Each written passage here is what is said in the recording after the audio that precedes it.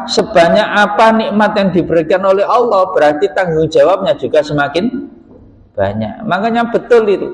Nanti ketika orang-orang fakir miskin sudah masuk surga, orang-orang kaya masih sibuk ditanya oleh Allah untuk mempertanggungjawabkan amanat yang di dunia itu. Loh, itu masuk akal. يا أيها الذين آمنوا اتقوا الله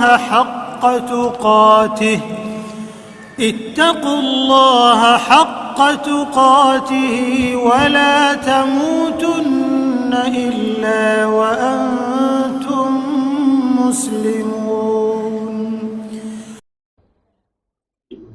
Assalamualaikum warahmatullahi wabarakatuh. Ila rabbil arhamati sayyidil mursalin habibi rabbil alamin rasulillah kafatil khalqi ajma'in sayyidina Abul Abbas Syekh Asazi Allahumma anfa'na bi'ulumihim hamidana bi asrar fiddar. Al-Fatihah. A'udzu billahi minasyaitonir rajim. Bismillahirrahmanirrahim. Alhamdulillahi rabbil alamin rahmanir rahim maliki yaumiddin. Iyyaka na'budu wa iyyaka nasta'in ihdinas siratal mustaqim. Siratal ladzina an'amta 'alaihim ghairil maghdubi 'alaihim. Rabbi shrah li sadri wa yassir li amri wahlul 'uqdatam min lisani yafqahu. Subhanaka la ilma lana illa ma 'allamtana innaka antal alimul hakim. La haula wa la quwwata illa billahil aliyyil azim. Monggo ngawali majelis kajian Mukhtarul Ahadits An-Nabawi, hadis-hadis pilihan Rasulullah. Kita berbanyak syukur kita kepada Allah Subhanahu wa taala. Alhamdulillah, pagi ini Allah Subhanahu wa taala senantiasa mencurahkan rahmatnya kepada kita. Kita masih diberi nikmat iman, nikmat Islam, diberi kesehatan, dimudahkan langkah kita untuk taat kepada Allah. Yang pagi ini alhamdulillah kita masih bisa menjalankan puasa bulan Ramadan. Kita masih bisa sholat subuh berjamaah, lan alhamdulillah saged rawuh kelawan istiqomah wonten majelis kajian kitab Mukhtarul Ahadits An-Nabawiyah. Moga-moga dengan banyaknya syukur kita kepada Allah Subhanahu wa taala, segala amal kita diterima dan mendapat ridha Allah Subhanahu wa taala. Salawat dan salam kita aturkan kepada junjungan besar kita Rasulullah sallallahu alaihi wasallam. A'udzu billahi minasyaitonir rajim. Bismillahirrahmanirrahim. Qala Rasulullah sallallahu alaihi wasallam,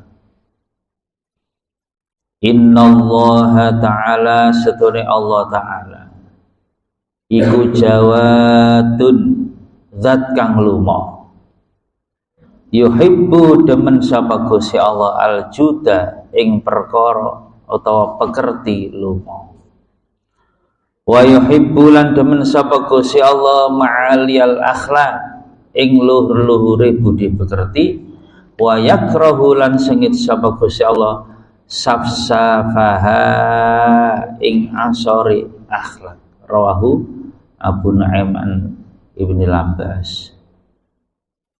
Rasulullah dawuh, innallaha yuhibbul jud, yuhibbu jawadun, innallaha jawadun yuhibbul jud. Allah itu sangat-sangat loman. Makanya enten Al-Qur'an apa? Bismillahirrahmanirrahim. Maha pengasih. Diterjemahkan oleh ulama, Maha Pengasih itu kepada siapa saja tanpa pandang bulu. Orang yang tidak percaya pada Allah pun dikasih rezeki. Bahkan mungkin umurnya lebih panjang. Bahkan mungkin hidupnya munggone menungsa lebih kaya mungkin. Jasmaninya mungkin lebih sehat. Artinya apa? Karena pada hakikatnya kita itu makhluk. Yang namanya makhluk mesti ada khaliq. Yang namanya makhluk ketika diciptakan itu tidak minta. Ya. Jadi Allah menciptakan kita itu kita tidak minta. Otomatis karena Allah itu menciptakan kita, ya Allah yang bertanggung jawab pada kehidupan kita. Niku secara umum seperti itu. Makanya enten hadis qudsi ini. Kuntu kanzan makhfiyan fa ahbabtu an u'rafa fa khalaqtul khalqa liya'rifani. Saya ini perbendaharaan yang tersembunyi. Niki dawuh Gusti Allah nalika Gusti Allah niku belum menciptakan makhluk. Yang ada hanya Allah saja. Saya perbendaharaan tersembunyi. Belum ada yang kenal Allah karena apa? Belum ada makhluk. Fa ahbabtu an u'rafa, dan saya ingin dikenal kata Allah. Fa khalaqtul khalqa, supaya Allah dikenal Allah harus menciptakan makhluk. Liya'rifani, supaya makhluk itu tahu siapa Allah. Jadi kita itu diciptakan oleh Allah, otomatis apa? Segala kebutuhan kita itu dipenuhi oleh Allah. Itu sifat rahmannya Gusti Allah. Siapapun nggak pandang bulu, mesti dikasih oleh Allah. Makanya ada nikmat, nikmat yang bersifat umum, ada yang bersifat khusus. Ini hubungannya dengan lomannya Gusti Allah. Nikmat yang bersifat umum itu apa? Yang diberikan oleh Allah Subhanahu wa Ta'ala kepada semua makhluk. Seperti rezeki, kesehatan, anak, istri. Bahkan sekarang negara komunis pun seperti Cina, orangnya paling banyak. Tapi sekarang mulai ditututi negara-negara Islam. Dulu anaknya banyak, sekarang orang Islam. Di zaman Nabi itu ada seorang sahabat, bulan puasa gini kebetulan,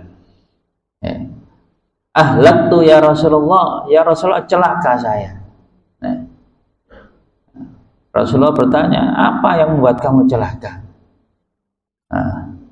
Waqatu imro'ati, saya kumpul dengan istri saya Rasulullah. Di bulan Ramadan kumpul sama istri. Kata Nabi, kalau gitu kamu bebaskan budak. Saya nggak punya uang ya Rasulullah. Gimana cara bebaskan budak? Kalau kamu nggak punya uang untuk bebaskan budak, puasa 2 bulan berturut-turut.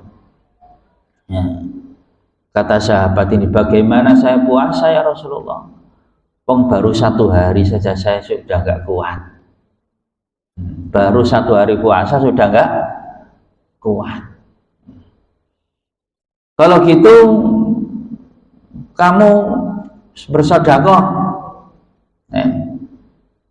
sebagai ganti puasa 2 bulan berturut-turut itu.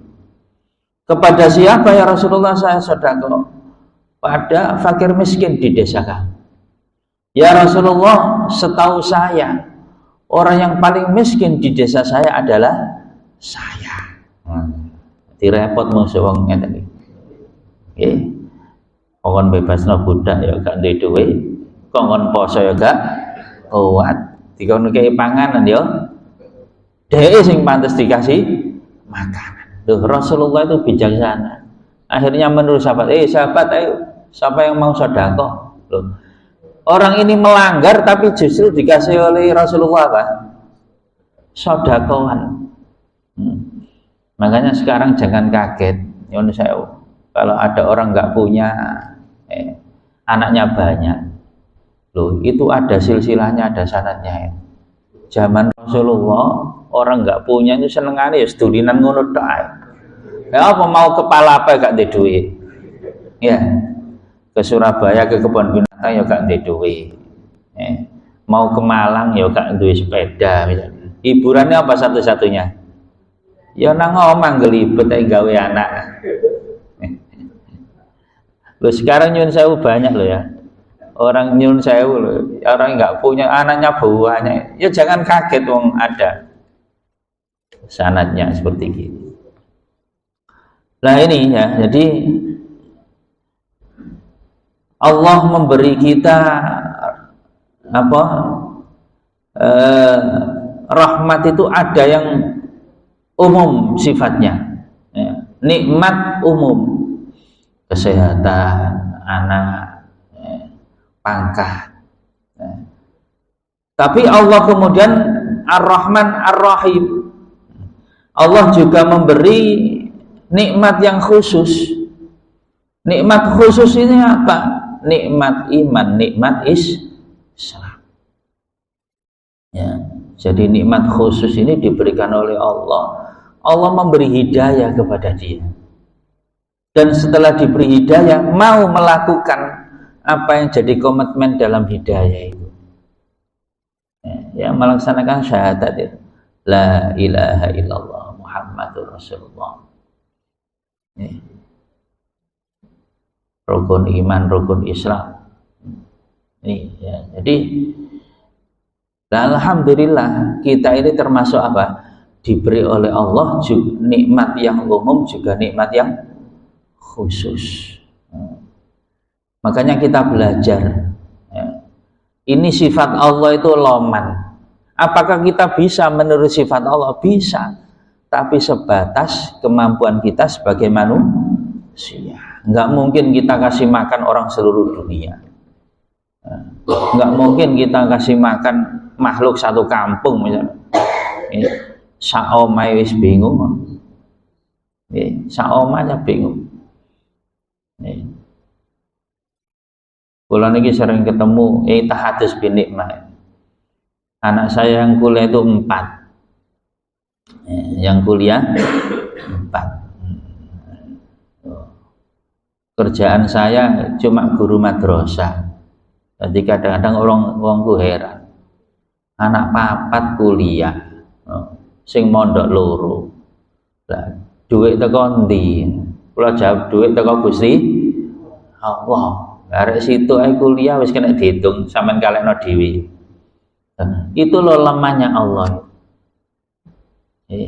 Lemahnya Allah. Artinya Gusti Allah memberi rezeki kepada siapa saja yang dikehendaki. Ya, otomatis kita juga ikhtiar. Kula khususnya karena apa? Karena kita bisa Al-Qur'an. Ya, tiap habis subuh ngeten iki kula. Ya, kalau nggak ngaji itu mesti ngajar anak. Dan alhamdulillah dari dulu sampai sekarang saya tidak pernah nari bayaran 1% pun tidak pernah. Jadi saya ngamalkan Al-Quran, ya wis terserah Gusti Allah. Alhamdulillah, ya, bisa membayahi itu. Lah ini loh sifat lemani Gusti Allah di situ. Ini ya, jadi bisa kita tiru tapi apa? Sebatas kita sebagai manusia. Wa yuhibbu ma'aliyal akhlak. Gusti Allah itu remen dumateng tiyang sing napa enggak ada akhlak sing luhur. Akhlak itu adalah buah. Kalau semisal pohon, akhlak itu buah. Kita sholat, kita puasa, kita menjalankan rukun iman, rukun Islam, itu buahnya adalah akhlak. Semakin orang taat kepada Allah, semakin tinggi akhlaknya, baik kepada manusia maupun selain manusia, makhluknya Allah. Ini penting. akhlak, mboten ngawur. Satu minggu ini saya didatangi oleh salah satu unsur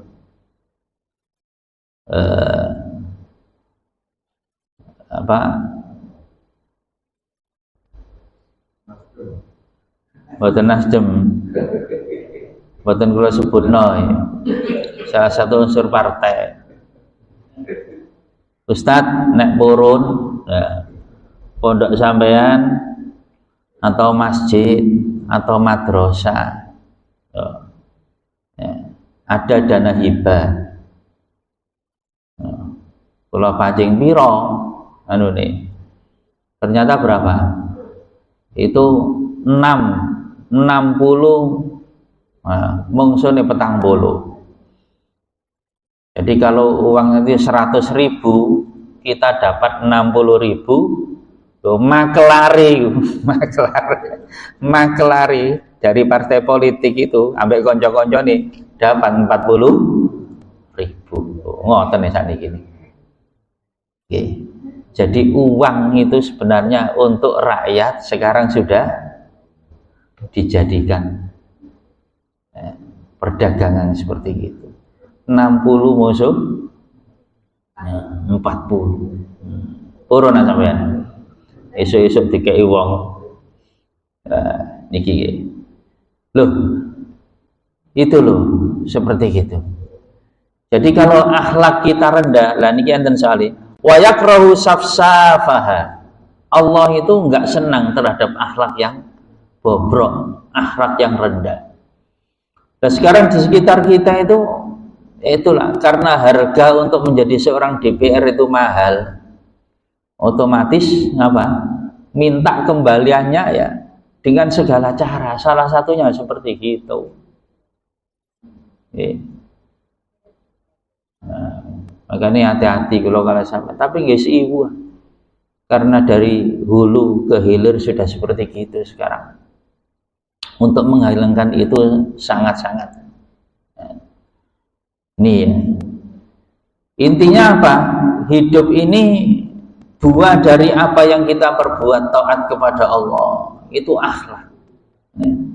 Makanya wa innaka la'ala khuluqin adzim.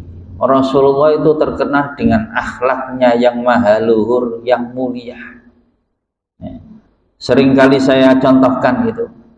Kalau Nabi Musa, akhlaknya Nabi Musa kalau diserang dibalas. Makanya ketika ada perkelahian, Nabi Musa sebenarnya hanya memisai.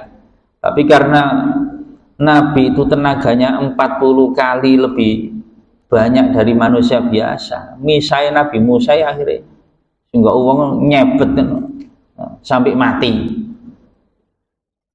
Istilahnya zamannya Nabi Musa itu kalau dipukul dibalas memukul boleh. Zamannya Nabi Isa kalau ditampar pipi kiri diberikan pipi yang kanan. Akhlaknya Rasulullah lebih mulia lagi. Ketika Rasulullah pergi ke Ka'bah untuk beribadah kepada Allah melalui sebuah gang rumah, pipi kanan diludahi. Ketika pulang pipi kiri diludahi. Loh, ketika satu hari Rasulullah lewat situ tidak ada orang yang meludahi ketika beliau ini pulang dan pergi. Rasulullah bertanya, kemana itu orang yang biasanya meludahi saya? Sakit ya Rasulullah. Loh, dikunjungi silaturahmi Rasulullah menjenguk orang yang sakit sambil dibawahi buah-buahan, dibawahi oleh-oleh. Itu loh akhlak Islam. Loh, ini loh makanya Rasulullah wa innaka la'ala khuluqin adzim. Ketika Rasulullah wafat, Abu Bakar itu bertanya kepada istri Rasulullah, anaknya sendiri, Siti Aisyah. Wahai Siti Aisyah, amalan apa yang belum aku kerjakan yang biasanya dikerjakan oleh Rasulullah Sallallahu Alaihi Wasallam? Amalan apa? Loh, disinilah para sahabat itu amalan apapun itu diteliti sama sahabat itu, dititeni. Mungkin ada amalan yang belum dikerjakan. Loh, Abu Bakar itu salah satunya itu. Amalan apa yang belum aku kerjakan? Nah, karena istri Rasulullah itu anaknya sendiri, Siti Aisyah. Siti Aisyah akhirnya cerita, wahai bapakku, tiap akhir pekan Rasulullah itu pergi ke pasar. Di pinggir pasar ada rumah. Rumahnya orang Yahudi, perempuan yang sudah tua renta, tidak punya sanak famili. Lah disitulah Rasulullah biasanya kalau sebelum atau pulang ke pasar, beliau mampir ke situ, nyapu, membersihkan rumah orang itu, menyuapi, memberi makan orang Yahudi yang tua renta itu. Akhirnya dengan semangat meniru akhlak Rasulullah, pergilah Abu Bakar ke situ. Nyapu-nyapu, makanya wong Yahudi itu nggak bisa melihat. Ana wong nyapu-nyapu seneng. Iki biasa sing nyapu-nyapu biasa. Nah, pikirin ngono. Loh, dari menyapu ada orang Yahudi itu sudah tahu siapa kamu. Loh, kenapa nek? Biasanya nyapunya itu halus, nggak seperti kamu kasar. Kosro lah jare wong itu. Kamu loh nyapunya nggak seperti biasanya. Siapa kamu? Menengahi Abu Bakar. Akhirnya dimasakkan, disuapi. Loh, bertanya lagi, siapa kamu? Kenapa nih? Biasanya orang yang menyuapi saya itu tangannya menyuapi saya dengan halus. Dan juga nasi yang masuk atau makanan yang masuk ke mulut saya itu sudah dihaluskan, nggak seperti kamu ini. Siapa? Disitulah akhirnya Abu Bakar bercerita, saya ini Abu Bakar. Loh, kalau gitu siapa? Yang biasanya sudah bertahun-tahun menyuapi saya, membersihkan rumah saya. Loh, dia adalah Muhammad. Loh, kemana Muhammad? Sudah wafat. Loh, disitulah perempuan ini menangis. Akhirnya perempuan ini bercerita, wahai Abu Bakar, saya merasa berdosa pada Muhammad. Kenapa, Bu? Saya itu orang Yahudi, saya benci dengan agama Islam. Saya benci dengan Muhammad yang membawa ajaran agama Islam.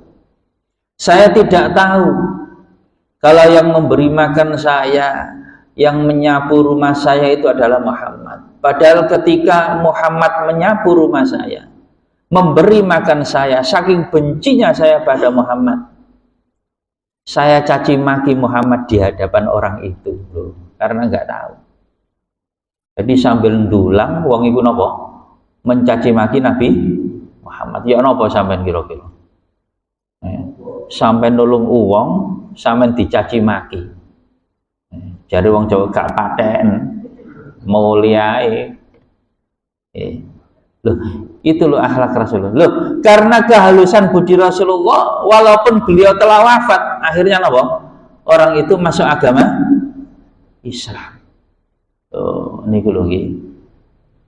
Buah dari ibadah kita apapun ibadahnya, baik ibadah mahdhah maupun ghairu mahdhah, akhlak. Nah, sekarang untuk mencari ini sukar. Kalau kita disuruh bagaimana akhlaknya orang yang baik, dolek kitab, di kitab akhlaknya yang baik ciri-cirinya gini. Karena apa? Melihat kiwa tengen wis gak ono wong sing akhlake kaya ngono wonten. Yang dijadikan suri tauladan enggak ada. Yang ada hanya di kitab. Loh, zamannya para sahabat. Bagaimana akhlaknya itu? Akhlak yang baik, lihat itu Abu Bakar.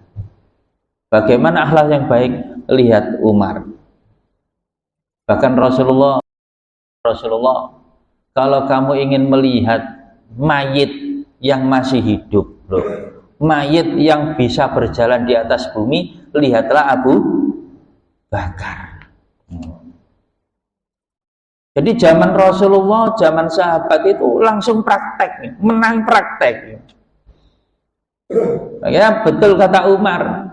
Kata Umar ini, kami generasi pertama ini ketika diajari oleh Rasulullah Al-Quran itu 10 ayat 10 ayat kami hafalkan, langsung kami praktekkan. Dihafalno langsung praktek, dan kami nggak menambah kecuali telah kami praktekkan. Jadi ngapalno langsung praktek. Sakniki kan mboten. Yun sewu, wah, akhir apal Quran, tapi ngapal notok dia. Yang lain-lain nyusul. Prakteknya menyusul. Ilmu Al-Qur'annya menyusul. Yang penting apa? Apal dhisik. Loh, zaman sahabat dulu ngapalno praktek, ngapalno praktek, ngapalno praktek. Jadi betul-betul Al-Qur'an itu masuk ke sendi-sendi, ke urat-urat, karena apa? Dipraktekno. Nah, itu loh bedanya dulu dengan sekarang. Ya. Nah, niki nggih dados monggo kula kali sampean niki latihan. Ya. Wa'bud rabbaka hatta ya'tiyakal yaqin. Ya. Kita melatih diri kita hatta ya'tiyakal yakin, sampai datang maut. Ya. Sampai mati pun kadang-kadang akhlak kita masih nilainya berapa di hadapan Allah lah kita nggak tahu. Yang jelas apa? Akhlak yang tertinggi dalam Al-Quran, wa innaka la'ala khuluqin adzim. Akhlak tertinggi dicontohkan oleh Rasulullah SAW. Dalam perang tidak boleh membunuh perempuan, dalam perang tidak boleh membunuh orang-orang yang tua. Dalam peperangan tidak boleh menebang pohon, tidak boleh membunuh ilmuwan lah sekarang, ulul albab. Tuh, semuanya itu loh ada aturannya. Perang pun ada aturannya, nggak boleh sembarangan. Sampai pernah terjadi perang apa? Antara Ali bin Abi Thalib dengan musuhnya. Nah, itu masyhur itu.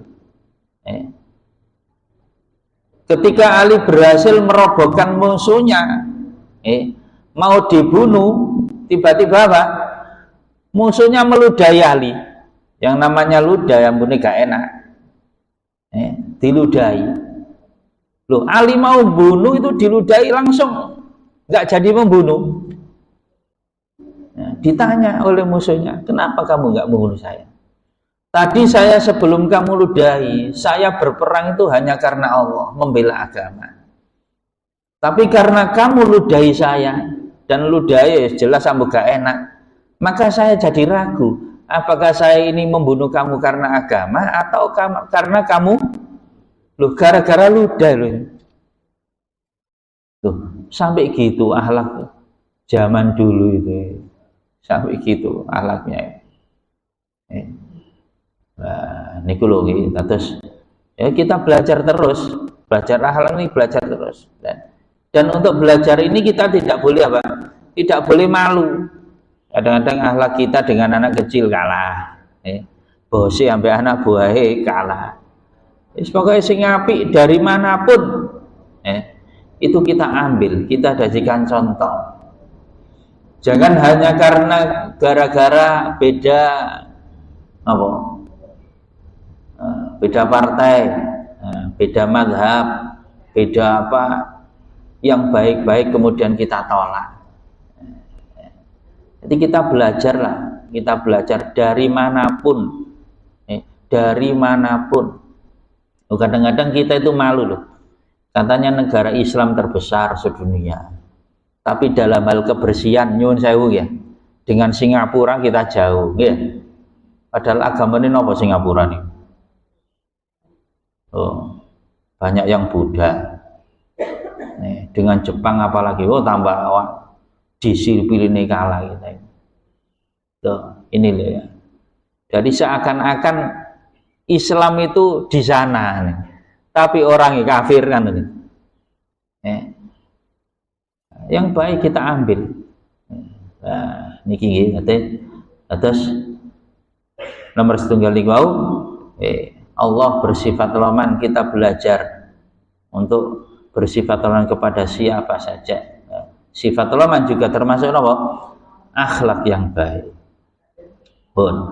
Qala Rasulullah sallallahu alaihi wasallam, Innallaha ta'ala setune Allah ta'ala iku radhiya iku ridha sapa Allah li hadhil ummati maring iki umat al yusra ing perkara kang gampang wa karahalan sing sapa Allah Gusti Allah laha maring hadhil ummah al usra ing perkara kang angel. Kesanggupan kita, orang semakin tinggi tanggung jawabnya juga semakin berat. Tapi dalam menjalankan agama, contoh sholat mawon nggih. Sholat Rasulullah itu kalau secara sanad, itu justru apa? Justru sholat disuruh memperingan, nggak ono. Sholat disuruh memperberati, nggak ada. Ketika ada seorang sahabat bepergian, dia imam sholat itu yang dibaca kulhu. Dilaporkan ke Rasulullah, ya Rasulullah, ini loh gimana ini? Rakaat pertama kulhu, rakaat kedua kulhu. Engkau sembayang mana? Rakaat pertama ya kulhu mana? Rakaat kedua ya kulhu mana? Rasulullah nggak marah. Dipanggil, kenapa kamu kok senengannya baca kulhu? Wong liya-liyane ya iso. Ya. Sing dawa-dawa ya ana. Apa jawab sahabatnya? Li'anna fi hadhi surah. Karena di dalam surat ini ya Rasulullah sifatullah. Ada sifat Allah semuanya. Sampai nanu itu surat kulhu. Qul huwallahu ahad. Loh. Sifat Allah, Allah hanya Allahus Samad. Allah tempat bersandar semua makhluk. Lam yalid walam yulad. Tidak beranak dan tidak walam yakul lahu kufuwan ahad. Loh, oleh Rasulullah dibenarkan. Maka ningkin enten imam kini maca kulhu wae. Mun diusir berarti pinter niku niru sahabat. Kulhu ayo sene. Engko diceluk Kiai Kulhu. Undangan ya Kiai Kulhu. Loh. Apa alasannya tepat? Karena loh, disitulah surat itu fi hadis surah sifatullah. Ketika ada ayat seorang imam, namanya Mu'ad bin Jabal. Mu'ad bin Jabal juga terkenal hafal Quran. Itu ngimami para sahabat suwe. Sehingga ada salah satu sahabat itu saking gregetan misa. Sawen nih sembayang nih. Loh, di desa saya itu nyun sewu. Saya kalau ngimami terawih itu terkenal di antara anak kecil cepet lah saya. Walaupun saya baca Al-Quran seperempat juz tapi cepet. Seneng arek jadi cilik. Lah kemarin tuh 2 hari saya ngimami. Terus hari ketiga itu ada ustadz yang lain. Tanya anak-anak itu ke saya, Ustadz, habis sampai nih siapa? Ustadz ini. Wah, wis gak sembahyang nang masjid, sowe gue saya. Lu arek cili-cili lho. Wis iso beda nang ngono, senengane cepet. Nah, niki lho. Jadi Mu'ad itu ngimami sowe. Ya. Ada sahabat akhirnya mufarraqah. Ya, pisah, sembahyang dhewe kesuwen. Dilaporkan ke Rasulullah. Afatanun anta ya Mu'ad. Wahai Mu'ad, kamu jangan buat fitnah. Bahkan enten hadis yang lain, ya ayyuhan nas innakum munafirun. Kamu itu menjadikan orang lari. Artinya apa? Contoh yang paling ketika sholat jangan sampai akhirnya jamaah kita itu merasa kesuwen. Karena di antara jamaah kita ada orang yang sakit, ada orang yang tua, ada orang yang mungkin punya hajat banyak. Innakum munafirun. Kamu jangan menjadikan orang itu lari. Wis sing gampang. Sing sedengan lah. Pokoknya menurut apa? Ukuran di desa kita. Kan mungkin lain-lain loh ya. Mungkin lain-lain. Kalau di pondok sudah terbiasa misalnya, nah ini di pondok Temboro yang biasanya orang-orang apa pindah-pindah masjid itu ada satu tempat atau mungkin 2-3 itu kalau terawih gini 30 juz loh. Sama nek kepin pegel sampean melok rono. 30 juz loh nih. Jadi isya sampai jam 2 kadang-kadang baru selesai. 30 juz. Ada yang 10 juz. Jadi tinggal milih-milih santri itu. Nah, kalau dulu di pondok saya Jogja 1 juz. 1 juz saya jenenge arek-arek arek ya. Kadang-kadang luwih cepet tinimbang wong kampung. Padahal kampung alhaqumut takasur. Mbok ya apa? 1 juz luwih cepet. Bawaan wis hafal. Sing gak amin. Amin. Cepet iki. Minimal samalah dengan orang kampung. Jadi 1 juz sama dengan 1/4 juz. Cepatnya itu bisa cepat seperti itu. Nah, tinggal milih. Kula tasih mutong cilian kula teng sepanjang mriki. Omah kula sepanjang tapi kula biyen sering terawehan kesa Yai Imron Hamzah ini ngelom. Yai Imron diprotes sama salah satu jamaah. Setelah itu kan ngaji subuh Yai Imron. Yai, ki ngopo? Terawih kok cepet. Jare Yai Imron gampang. Arek cilik-cilik seneng ya.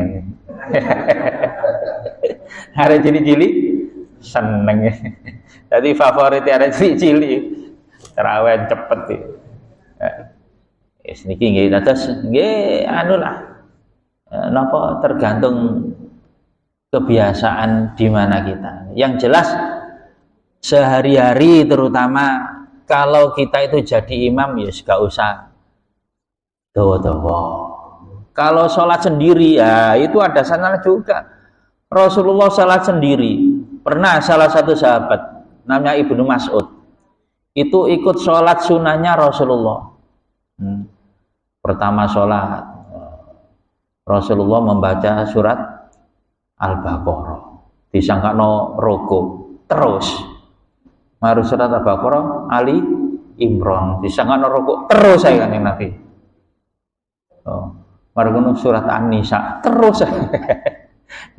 Lho ngoten dititeni ambek guru iki suwe ini gak mari-mari. Lho, kalau sholat sendirian nggih monggo. Nah, apalagi yang hafal Quran. Nah, itu monggo. Apa? Tapi ketika kita jadi imam ya disesuaikan dengan situasi kondisi. Nah, situasi kondisi. Lho ini ini saya 3 minggu yang lalu Jumat itu saya ngimami di Jumatan di Kodam. Jadi ada anak yang masih baru disuruh pangdamnya itu jadi imam. Jenenge arek enom semangat. Hafal Quran dawa. Ngimami itu dawa ya. Kula diceritani nih Ustaz, kemarin Jumat itu dawa. Wiritane ya dawa. Akhire napa? Gopo kabeh wong ana jame ya. Wong-wong ngoten ya tentara-tentara itu.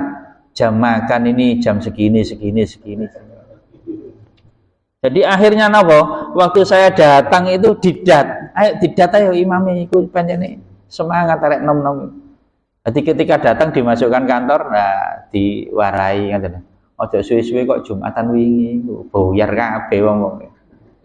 Nah, Jumatan bau. Niki. Terus niki lah agama napa Kanjeng Nabi itu kepingin umatnya itu sing gampang-gampang gak abot-abot. Kecuali loh memang. Nek ngeten ini mesti ada pengecualian ya.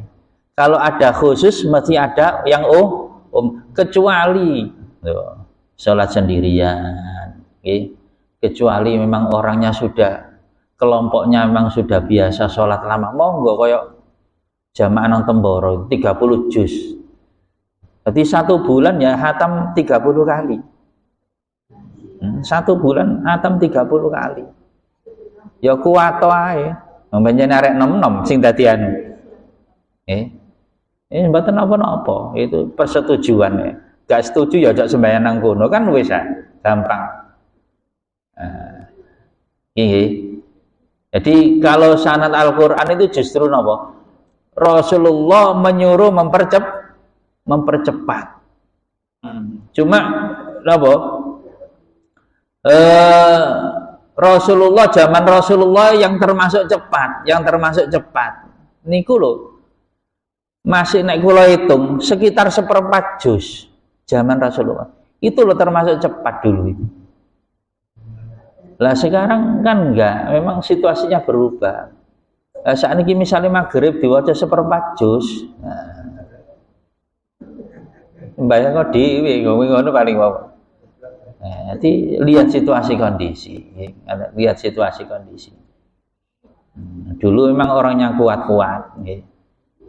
Pun, qala Rasulullah sallallahu alaihi wasallam, Inna Allah astana Gusti Allah iku sailun, iku andangu atau bertanya kepada saya, kullaroin ing saben-saben wong kang angon, amma saking barang istar'ahu kang angon sapa kulumriin niku ing ma ahafidho ana ta njaga zalika ing mengkono-mengkono niku amdayya'ahu utawa nyekno ing zalika hatta yusalu hingga didangu sapa ar-rajulu wong lanang an ahli baiti saking ahli omai rajul. Nah, niki enten hadis rintune kullukum ra'in wa kullukum mas'ulun an ra'i yatihi.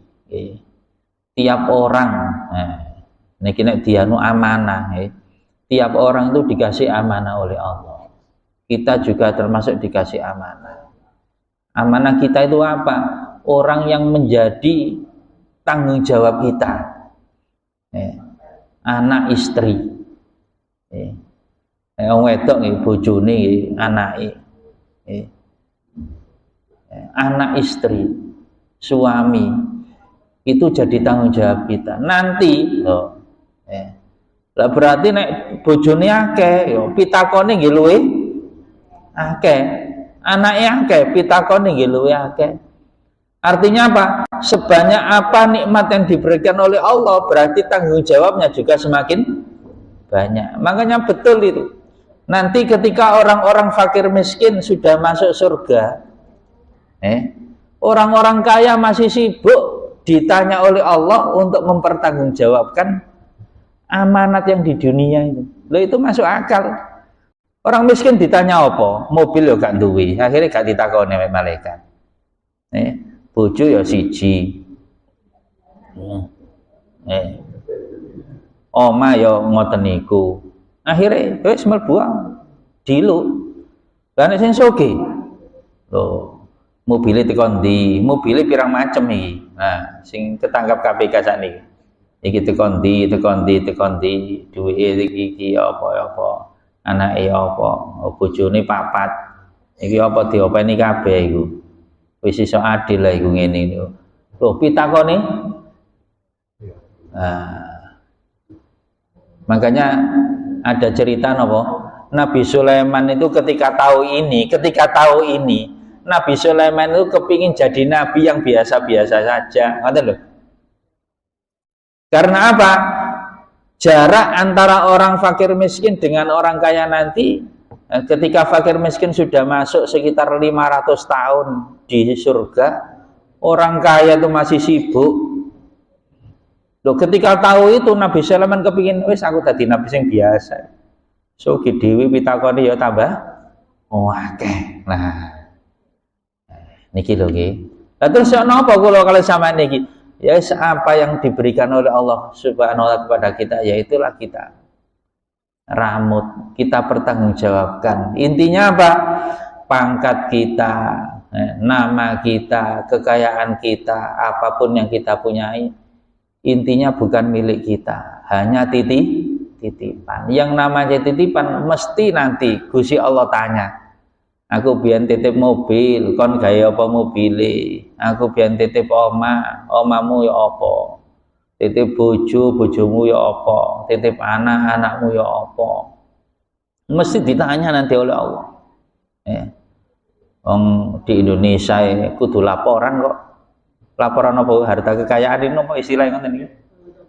Nah, itu laporan, menungso lho laporan. Lho pemane Gusti Allah. Harus ada laporannya nanti. Makanya niki wau. Sa'ilu kullaroin ammastar'ahu. Allah akan bertanya pada orang-orang yang dikasih amanah itu, roin, wong kang angon. Kita itu dimisalkan oleh Allah orang yang angon, pengembala. Setiap pengembala pasti akan dimintai pertanggungjawaban tentang pengembalaannya. Nah, ini apakah dijaga atau disia-siakan? Nah, itu nanti urusannya panjang itu nanti di sisi Allah. Jadi semoga kita sekali lagi berlatih, bahwasanya apapun yang kita miliki semuanya amanah. Yang namanya amanah pasti akan diambil oleh Allah. Yang namanya amanah pasti akan dimintai pertanggungjawaban oleh Allah Subhanahu wa taala. Wallahu a'lam bishawab. Al-Fatihah.